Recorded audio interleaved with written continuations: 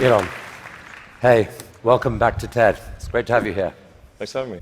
So, in the next half hour or so, we're going to spend some time exploring your vision for what an exciting future might look like, which I guess makes the first question a little ironic.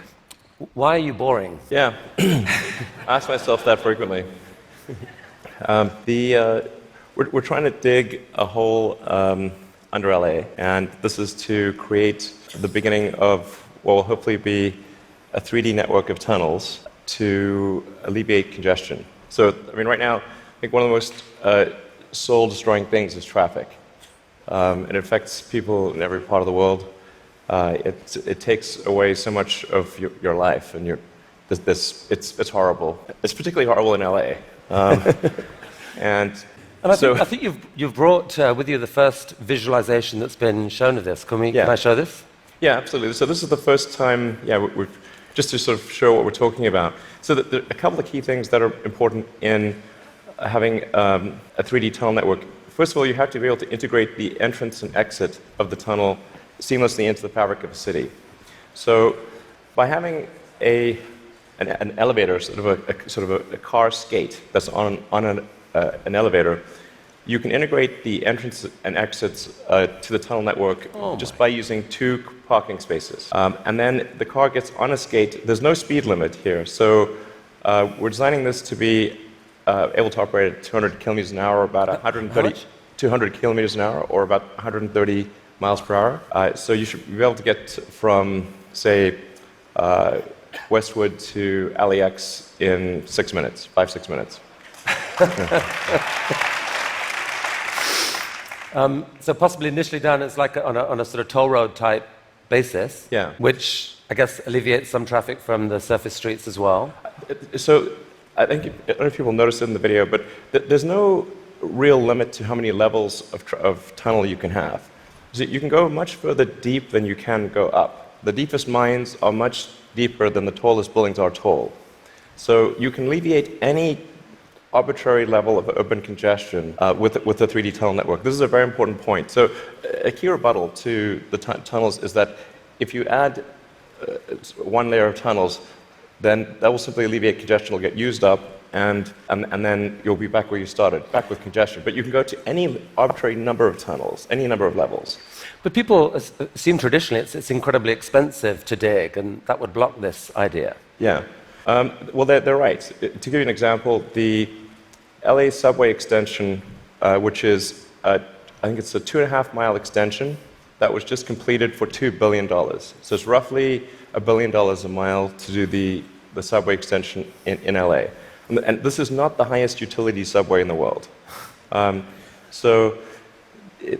It's quite difficult to dig tunnels normally. I think we need to have at least a 10-fold improvement in the cost per mile of tunneling. And how could you achieve that? I guess, actually, if you just do 2 things, you can get to approximately an order of magnitude improvement, and I think you can go beyond that. So the first thing to do is to cut the tunnel diameter by a factor of 2 or more.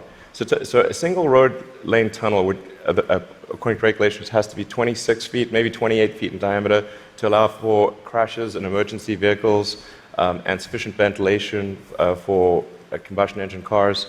But if you shrink that diameter to what we're attempting, which is 12 feet, which is plenty to get an electric skate through, you drop the diameter by a factor of 2 and the cross-sectional area by a factor of 4.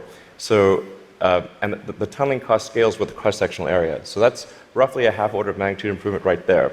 Then tunneling machines currently tunnel for half the time, then they stop, and then the rest of the time is putting in reinforcements for the tunnel wall. So if you design the machine instead to do continuous tunneling and reinforcing, that'll give you a factor of 2 improvement. Combine that and it's a factor of 8. Also, these machines are far from being at their power or thermal limit. So you can jack up the power to the machine substantially. I think you can get at least a factor of 2, maybe a factor of 4 or 5 improvements on top of that. So I think there's a fairly straightforward series of steps to get somewhere in excess of an order of magnitude improvement in the cost per mile. Our target actually is we've got a pet snail called Gary, This is from Gary the Snail from South Park. I mean, sorry, SpongeBob SquarePants. So Gary is capable currently he's capable of going 14 times faster than a tunnel boring machine. Okay. You want to beat Gary? We want to beat Gary. Yeah. He's not a patient little fellow, and we want that will be victory. Victory is beating the snail. But a lot of people dreaming about future cities, they imagine that actually the solution is sort of flying cars, drones, etc. You go above ground. Why isn't that a better solution? You save all that tunneling cost. Right. I'm in favor of flying things. Obviously, I do rockets, so I like things that fly. This is not some inherent bias against flying things, but there is a challenge with flying cars in that they'll be quite noisy. The wind force generated will be very high. Let's just say that if something's flying over your head, if there are a whole bunch of flying cars going all over the place, that is not an anxiety-reducing situation. You don't think to yourself, well, I feel better about today. You're thinking, like, did they service their hubcap? Or is it going to come off and guillotine me as they're flying past? And so you've got this vision then, future cities with these rich 3D networks of tunnels underneath. Is there a tie-in here with Hyperloop? Could you apply these tunnels to use for this Hyperloop idea you released a few years ago? Yeah, so we've been sort of puttering around with the Hyperloop stuff for a while. We built a Hyperloop test track adjacent to SpaceX just for a student competition to encourage innovative ideas in transport. It actually ends up being the biggest vacuum chamber in the world after the Large Hadron Collider by volume. So it was sort of quite fun to do that, but it was kind of a hobby thing. And then we think we might. So we developed a little pusher car to push the student pods, but we're going to try seeing how fast we can make the pusher go if it's not pushing something. Huh. So, I mean, like, sort of cautiously optimistic we'll be able to be faster than the world's fastest bullet train, even in a 0.8 mile stretch. Whoa. Good brakes. Yeah. I mean, it's either going to smash into tiny pieces or. But you can picture then a Hyperloop in a tunnel running quite long distances. Exactly. So in looking at tunneling technology, it turns out that in order to make a tunnel, you have to, in order to seal against the water table, you've got to typically design a tunnel wall to be a good to about 5 or 6 atmospheres. So to go to vacuum is only 1 atmosphere or near vacuum. So actually, it sort of turns out that automatically, if you build a tunnel that is good enough to resist the water table, it is automatically capable of holding vacuum. Huh. So yeah. And so you can actually picture this, like what kind of length tunnel is in Elon's future running Hyperloop? Yeah, I think there's no real length limit. You could dig as much as you want. I think if you were to do something like a DC to New York Hyperloop, I think you'd probably want to go underground the entire way because it's a high-density area. You're going under a lot of buildings and houses, and if you go deep enough, you cannot detect the tunnel. Sometimes people think, well, it's going to be pretty annoying to have a tunnel dug under my house. Like, if that tunnel is dug more than about 3 or 4 tunnel diameters beneath your house, you will not be able to detect it being dug at all. In fact, like if you're able to detect the tunnel being dug, whatever device you're using, you can get a lot of money for that device from the Israeli military, who's trying to detect tunnels from Hamas, and from the U.S. Customs and Border Patrol that are trying to detect drug tunnels. So the reality is that Earth is incredibly good at absorbing vibrations, and once the tunnel depth is below a certain level, it is undetectable. Maybe if you have a very sensitive seismic instrument, you might be able to detect it. So you've started a new company to do this called The Boring Company. Very nice, very funny. What's funny about that? How much of your time is this? It's It's maybe 2 or 3%. You've called it a hobby. This is what an Elon Musk hobby looks like. I mean, it really is. Like, we actually, this is basically interns and people doing it part-time. So this is, we bought, some secondhand machinery, and it's kind of puttering along, but it's making good progress. So an even bigger part of your time is being spent on electrifying cars and transport through Tesla. Is one of the motivations for the tunneling project the realization that actually, in a world where cars are electric and where they're self-driving, there may end up being more cars on the roads on any given hour than there are now? Yeah, exactly. A lot of people think that when you make cars autonomous, that they'll be able to go faster and that will alleviate congestion. And to some degree, that will be true. But once you have shared autonomy where it's much cheaper to go by car, and you can go point to point, the affordability of going in a car will be better than that of a bus. Like, it will cost less than a bus ticket. So the amount of driving that will occur will be much greater with shared autonomy, and actually traffic will get far worse. I mean, you started Tesla with the goal of persuading the world that electrification was the future of cars. Yeah. And a few years ago, people were laughing at you. Now, not so much. I mean, okay. Well, I mean, I don't know. I don't know. Maybe but isn't it true that pretty much every auto manufacturer has announced serious electrification plans for the short to medium term future? Yeah. I think almost every automaker has some electric vehicle program. They vary in seriousness. Some are very serious about transitioning entirely to electric, and some are just dabbling in it. And some, amazingly, are still pursuing fuel cells, but I think that won't last much longer. But isn't there a sense, though, Elon, where you could now just declare victory and say, we did it, let the world electrify, and you go on and focus on other stuff? Yeah. Well, I intend to stay with Tesla as far into the future as I can imagine. And there are a lot of exciting things that we have coming. We've got, obviously, the Model 3 that's coming soon. We'll be unveiling the Tesla semi-truck. And okay, well, we're going to come to this. So Model 3. So it's supposed to be coming in July-ish. Yeah, it's looking quite good for starting production in July. Yeah. Wow. One of the things that people are so excited about is the fact that it's got autopilot, and you put out this video a while back showing what that technology looked like or would look like. Yeah. There's obviously autopilot in Model S right now. Yeah. What are we seeing here? Yeah. So this is using only cameras and a GPS. So there's no LiDAR or radar being used here. This is just using passive optical, which is essentially what a person uses. The whole road system is meant to be navigated with passive optical or cameras. And so once you solve cameras or vision, then autonomy is solved. If you don't solve vision, it's not solved. So that's why our focus is so heavily on having a vision neural net that's very effective for road conditions. Right. Many other people are going the LiDAR route. You want cameras plus radar is most of it. You can absolutely be superhuman with just cameras. Like, you could probably do 10 times better than humans with just cameras. So the new cars being sold right now have eight cameras in them. That they can't yet do what that showed. When will they be able to?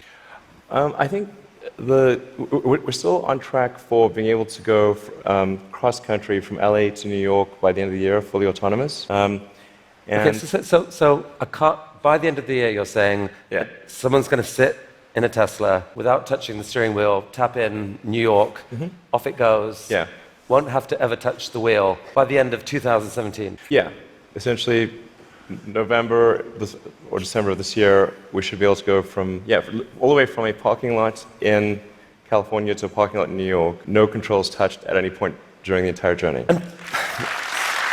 Amazing. But part of that is possible because you've already got a fleet of Teslas driving all these roads. You're accumulating a huge amount of data of that national road system. Yes. The thing that will be interesting is that I'm actually fairly confident it will be able to do that route even if you change the route dynamically. So, like it's fairly easy. Or if you say I'm going to be really good at one specific route, that's one thing. But it should be able to go really be very good. Certainly, once you enter a highway, to go anywhere on the highway system in a given country. So it's not sort of limited to LA, New York. We could change it and make it Seattle, Florida, that day, or in real time. So you were going from LA to New York, now go from LA to Toronto. So leaving aside regulation for a second, in terms of the technology alone, the time when someone will be able to buy one of your cars and literally just take their hands off the wheel and go to sleep and wake up and find that they've arrived, how far away is that to do that safely? I think that's about 2 years. So the real trick of it is not, how do you make it work, say 99.9% of the time? Because if a car crashes, say 1 in 1,000 times, then you're probably still not going to be comfortable falling asleep. That's, you shouldn't be, certainly. But by the same time, it's never going to be perfect. No system is going to be perfect. But if you say it's perhaps, the car is unlikely to crash in 100 lifetimes or 1,000 lifetimes, then people are like, okay, wow. If I would live 1,000 lives, I would still most likely never experience a crash. Then that's probably okay. To sleep. Maybe, I guess a big concern of yours is that people may actually get seduced too early to think that this is safe, and that you'll have some horrible incident happen that puts things back. Well, I think that the autonomy system is likely to at least mitigate the crash, except in rare circumstances. The thing to appreciate about vehicle safety is this is probabilistic. Right. So that there's some chance that any time a human driver gets in the car that they will have an accident. That is their fault.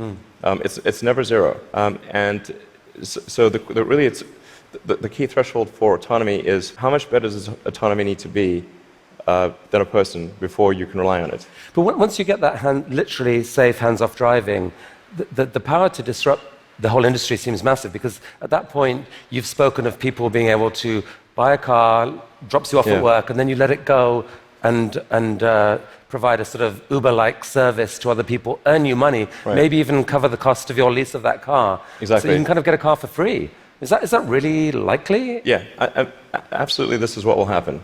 So there will be a shared autonomy fleet where you buy your car and you can choose to use that car exclusively. You could choose to have it be used only by friends and family, only by 5-star other drivers who are rated 5-star. You can choose to share it sometimes, but not other times.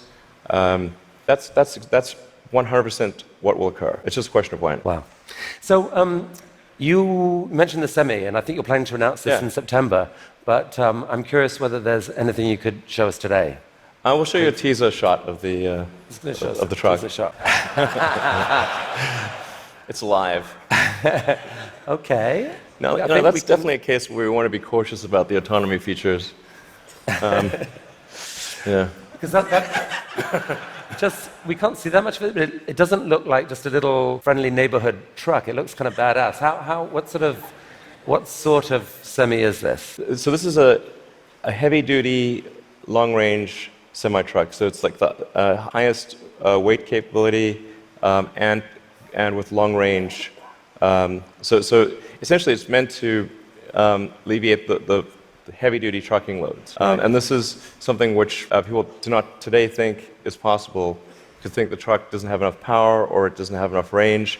And then with the Tesla Semi, we want to show that an electric truck actually can out-torque any diesel semi.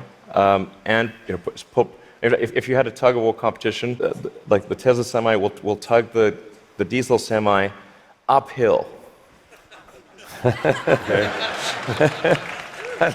That's pretty cool. And short term, these aren't driverless. These are going to be trucks that truck drivers want to drive. Yes. So what will be really fun about this is you have a flat torque RPM curve with an electric motor, whereas with a diesel motor or any kind of internal combustion engine car, you've got a torque RPM curve that looks like a hill. So this will be a very spry truck. You could drive this around like a sports car. There's no gears. It's like single speed. So. There's a great movie to be made here somewhere. I don't know what it is, and I don't know that it ends well, but it's a great movie. I mean, it's quite bizarre test driving when I was driving the test prototype for this truck. It's really weird because you're driving around and you're so nimble, and you're in this giant truck. Wait, you've already driven a prototype? I drove it around the parking lot, and I was like, this is crazy. Wow.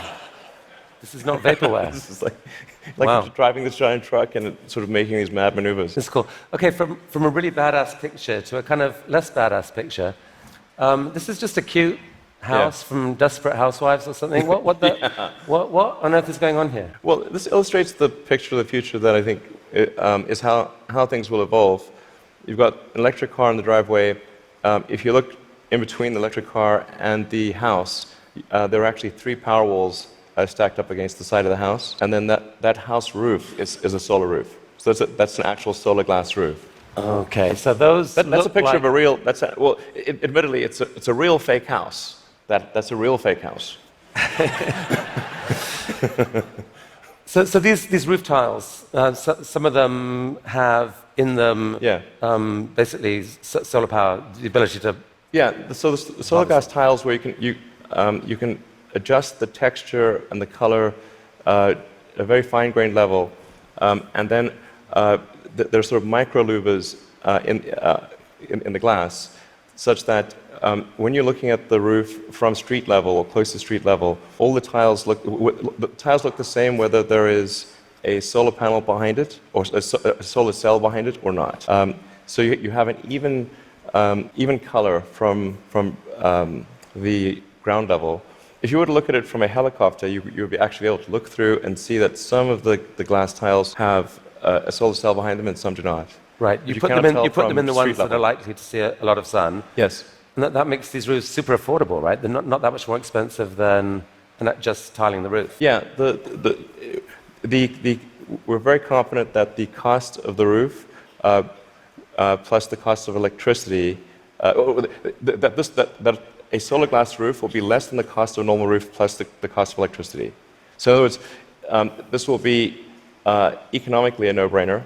We think it will look great, and it will last. I mean, we thought about like having the warranty be infinity, but then people thought, well, that might sound like we were just talking rubbish. But actually, this is toughened glass. Like well after the house has collapsed. And there's nothing there. The roof will the glass tiles will still be there. Yeah, so I think you're rolling. I mean, this is cool. So you're rolling this out in a couple weeks' time, I think, with 4 different roofing types. Yeah, we're starting off with 2 initially, and then the second 2 will be introduced early next year. And what's the scale of ambition here? How many houses do you believe could end up having this type of roofing? I mean, I think eventually almost all houses will have a solar roof. Now the thing is to consider the time scale here to be probably on the order of 40 or 50 years. So on average, a roof is replaced every 20 to 25 years. So, but you don't start replacing all roofs immediately. But eventually, if you were to fast forward to say 15 years from now, it will be unusual to have a roof that does not have solar. Is there a mental model thing that people don't get here that there's been, because of the shift in the sort of cost economics of solar power, that like most houses actually have enough sunlight on their roof pretty much to power all of their needs. If you could capture the power, it could pretty much power all their needs, right? You could go off grid, kind of. Yeah, it depends on where you are and what the house size is relative to the roof area. But yeah, it's a fair statement to say that most houses in the US have enough roof area to power all the needs of the house. Okay, so the key to the economics of the cars, the these houses, is the falling price of lithium-ion batteries, which you've made a huge bet on as Tesla. In many ways, that's almost the core competency. And you've decided that to really own that competency, you just have to build the world's largest manufacturing plant and kind of double the world's supply of lithium-ion batteries. Yeah. With this guy. What is this? Yeah, so that's the Gigafactory. The progress so far in the Gigafactory. Eventually, you can sort of roughly see that there's there's sort of a diamond shape overall. And when it's fully done, it'll look like a giant diamond, or that's the idea behind it. And it's aligned on true north. There's a small detail, but and capable of producing like 100, eventually like 100 gigawatt hours of batteries a year. 100 gigawatt hours. We think probably more, but yeah. And they're actually being produced right now already here, right? Yeah, we're in production already. You guys put out this video. Yeah. I mean, does that speed it up, or? That's the slowed down version. So how fast does it actually go? Well, when it's running at full speed, you can't actually see the cells without a strobe light. It's just blur. And I mean, one of your core ideas, Elon, about what makes an exciting future is a future where we no longer feel guilty about energy. Help us picture this. I mean, how many gigafactories, if you like, does it take to get us there? It's about 100, roughly. It's not 10, it's not 1,000, most likely 100. See, I kind of find this amazing. Like, you can actually picture, if that's right, you can picture what it would take to move the world off this vast fossil fuel thing. It's like you're building one, costs $5 billion, maybe the next one, or whatever, $5 to $10 billion. Yeah. Like, it's kind of cool that you can picture that project. And you're planning to do a Tesla, or at least announce another two this year. I think we'll announce locations for somewhere between 2 and 4 gigafactories later this year. Yeah, probably 4. Whoa. Yeah. Okay. I can't tease. No more teasing from you for here. Like where, continent? You can say no. We need to address a global market. Yeah. Okay. This is cool. I think we should talk for global market. So I have to ask you one question. I'm going to ask you one question about politics. Only one. I'm kind of sick of politics, but I do need to ask you this. You're on a body now giving advice to a guy who has said he doesn't really believe in climate change. And there's a lot of people out there who kind of think you shouldn't be doing that. They'd like you to walk away from that. What would you say to them? Well, I think that there's... First of all, I'm just on 2 advisory councils where the format consists of going around the room and asking people's opinion on things. And so there's like a meeting every month or 2. That's the sum total of my contribution. But I think to the degree that there are people in the room who are arguing in favor of doing something about climate change, or other certain social issues. I've used the meetings I've had thus far to argue in favor of immigration and in favor of climate change. And if I hadn't done that, that wasn't on the agenda before. So maybe nothing will happen, but at least the words were said. Okay. So let's talk SpaceX and Mars. Last time you were here, you spoke about this, what seemed like a kind of incredibly ambitious dream to develop rockets that are actually reusable. And you've only gone and done it. Yeah. I mean, talk us through this. What are we looking at here? Yeah, so this is one of our rocket boosters coming back from very high and fast in space. So it just delivered the upper stage at high velocity. I think this may have been a sort of a Mach 7 or so delivery of the upper stage. Yeah. So that was a sped up. That's the slowed down version. Yeah. That was the sped up version. But I mean, that's amazing. And several of these failed before you finally figured out how to get to do it. But now you've done this, what, 5 or 6 times? I think we're on 8 or 9 or something. Yeah. And for the first time, you've actually reflown one of the rockets that landed. So we landed the rocket booster and then prepped it for flight again and flew it again. So it's the first reflight of an orbital booster where that reflight is relevant. So it's important to appreciate that reusability is only relevant if it is rapid and complete. Right. So like an aircraft or a car, the reusability is rapid and complete. You do not send your aircraft to Boeing in between flights. Right. So this is allowing you to dream of this really ambitious idea of sending many people to Mars in 10 or 20 years 20 years' time, I guess. Yeah. In the next 20 years. And you've designed this outrageous rocket to do it. Help us understand the scale of this thing. Well, I think visually, you can see that's person. Yeah, and that's the vehicle. So if that was a skyscraper, that's like a 40, did I read that? 40 stories? Yeah, maybe a little more, yeah. The thrust level of this is really, this configuration is about 4 times the thrust of the Saturn V moon rocket. 4 times the thrust of the biggest rocket humanity ever created before. Yeah, yeah. I mean, as one does. Yeah. Yeah. I mean, in units of 747, like 747 is only about a quarter million pounds of thrust. So there are for every 10 million pounds of thrust, there's 47. So this would be the thrust equivalent of 120 747s with all engines blazing. And so even with a machine designed to escape Earth's gravity, I think you told me last this thing could actually take a fully loaded 747, people, cargo, everything into orbit. Exactly. This can take a fully loaded 747 with maximum fuel, maximum passengers, maximum cargo on the 747. This can take it as cargo.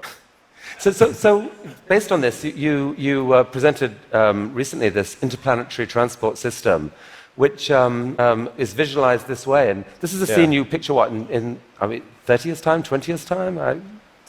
People walking into this rocket. I mean, I'm hopeful it's sort of in the 8 to 10 year time frame. Aspirationally, that's our target. Our internal targets are more aggressive, but I think,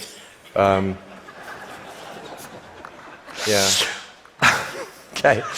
So well, this vehicle seems quite large, and is large by comparison with other rockets. I think the future spacecraft will make this look like a rowboat. I mean, this is the future spaceships will be truly enormous. Why, Elon? Because why do we need to build a city on Mars with 1 million people on it in your lifetime, which I think is kind of what you've said you'd love to do? Yeah, I think it's important to have a future that is inspiring and appealing. I mean, I just think that there have to be reasons that you get up in the morning and you want to live. Like, why do you want to live? What's the point? What inspires you? What do you love about the future? And if we're not out there, if the future does not include being out there among the stars and being a multi-planet species, I find that it's incredibly depressing if that's not the future that we're going to have.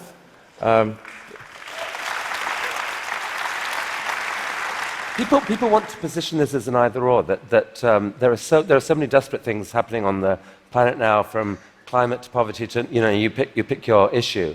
And this feels like a distraction. You shouldn't be thinking about this. You should be solving what's here and now. And to be fair, you've done a fair old bit to actually do that with your work on sustainable energy. But why not just do that? Well, I think I look at the future from a standpoint of probabilities. It's like a branching stream of probabilities, and there are actions that we can take that affect those probabilities, or that accelerate one thing or slow down another thing, introduce something new to the probability stream.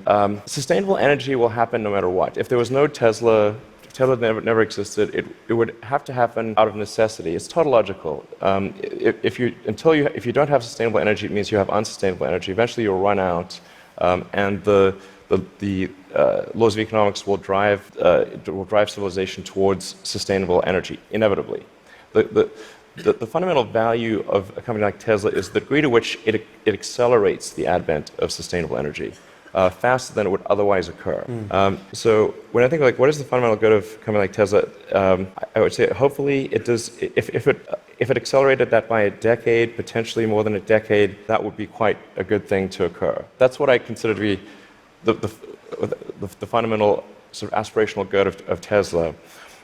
Then there's becoming a multi-planet species and spacefaring civilization. This is not inevitable. It's very important to appreciate this is not inevitable. The sustainable energy future, I think, is largely inevitable, but being a spacefaring civilization is definitely not inevitable. If you look at the progress in space, in 1969 we were able to send somebody to the moon. 1969.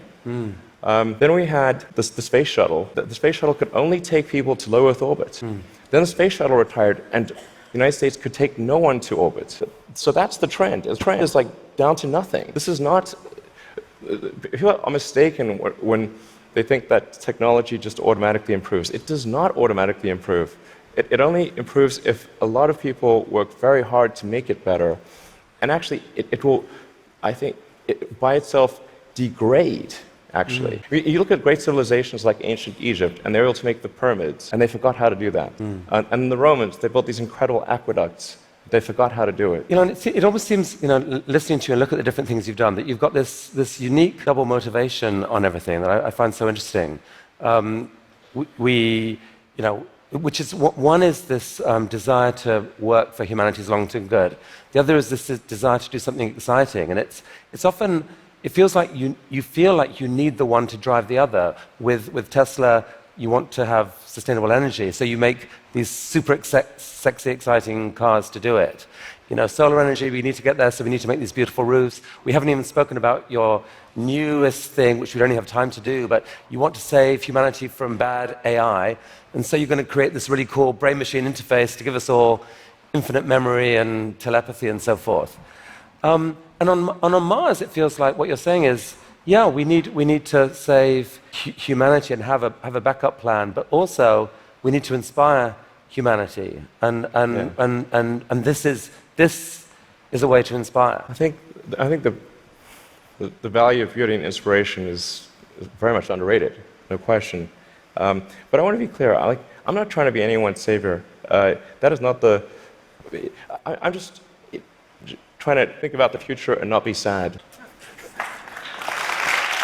Beautiful statement.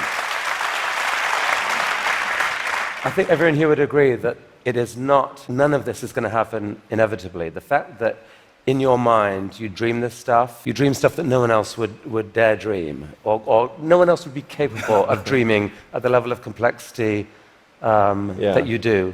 The fact that you do that, Elon Musk, is a really remarkable thing. Thank you for helping us all to dream a bit bigger. You'll tell me if it ever starts getting genuinely insane, right? Thank you. That was really, really fantastic. That was really fantastic. Thanks, guys. Thank you.